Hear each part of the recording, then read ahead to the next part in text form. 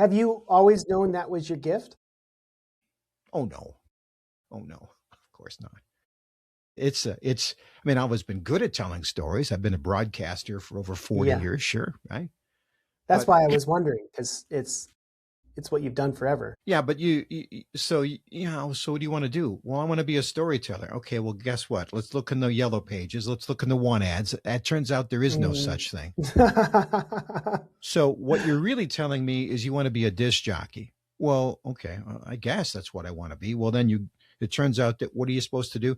You're supposed to play records or Mm, CDs or whatever, and you're supposed to talk for no longer than 10 seconds between these two. So mm, is that really storytelling? No, it's not. It's playing records. It's being a disc mm, jockey.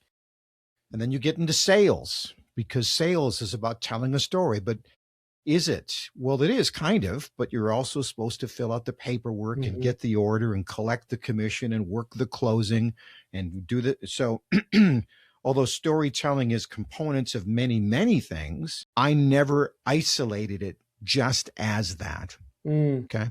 Because it was very hard to isolate just sure. as that.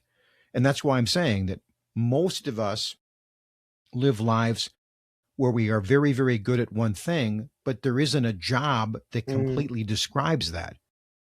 And so on your journey, okay, 44, you have reached an element, a space of, some financial freedom. At some time, you may say, of the things I'm really good at, this two thing, this is really what I'm truly excellent at. And I think I'm supposed to be actually, this is what I was made to do. mm, And then like me, you might ask yourself, well, how are you going to make a living doing that? I mean, how do you make a living telling stories? How does that even work? Well, that's the adventure then, isn't it? Now you have to figure out how that will work.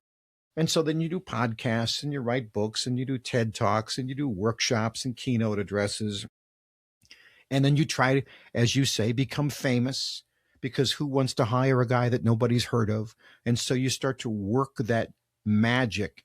And it goes that way if you're baking pies, to running a laundry or a restaurant or having a camp or taking people on vacation for a living, all the same thing. You're still building that that fame that is necessary to get the reputation where you can do the one thing that you were mhm. made to do. And if it was easy, it would be boring. Yeah, that's true. I mean, right? I mean, like, let's say that we could play tic-tac-toe. Who plays tic-tac-toe anymore? I mean, it's the most boring of games. Who wants to play shoots and ladders? There's literally no effort in that. The game of life is endlessly fascinating and frustrating and hard and character building, but it's a delightful game that we get to play for as long as God allows us to play it. And that is a good thing. That's a good thing. Hmm.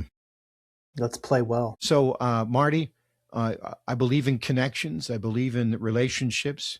I don't know when our paths will cross again, but I believe they will. And I'm just pray for you God's blessings on your journey.